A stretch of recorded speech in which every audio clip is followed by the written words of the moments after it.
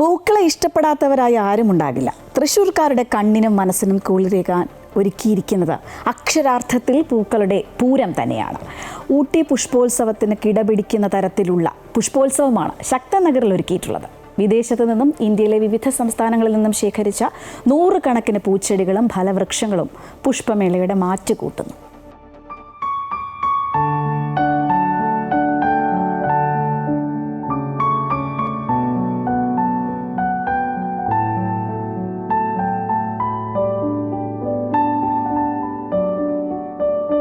കണ്ണിലൊതുങ്ങാവുന്നതോ എണ്ണിത്തീർക്കാവുന്നതോ അല്ല തൃശൂർ പുഷ്പമേളയിലെ പൂക്കൾ.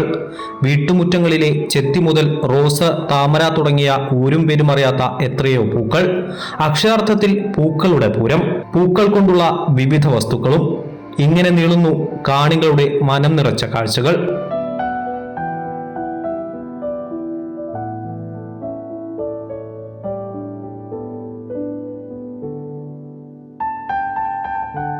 Green horticulture society എന്ന് പറഞ്ഞ സൊസൈറ്റിയാണ് നമ്മൾ തൃശ്ശൂർ ഫ്ലവർ ഷോ നടത്തുന്നത്. പിന്നെ ബാംഗ്ലൂർ, മൈസൂർ സ്ഥലത്തു നിന്നൊക്കെ എല്ലാ സ്ഥലത്തു നിന്നും കൊണ്ടുവന്നിട്ടുള്ളത്. അപ്പം നമുക്ക് അതിന്റെ ഒരു കോൺഫിഡൻസ് നമുക്കുണ്ട്.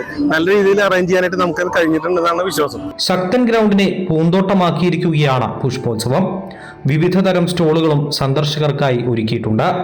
പൂനെയിലുള്ള ഒരു ഏജൻസി വഴി ഞങ്ങൾ വിദേശ ചെടികൾ ഈ തവണ തൃശ്ശൂർക്കാർക്ക് പരിചയപ്പെടുത്തുവാൻ വേണ്ടി ഈ പ്രദർശന നഗരിയിൽ ഒരുപാട് ഒരുക്കിയിട്ടുണ്ട്.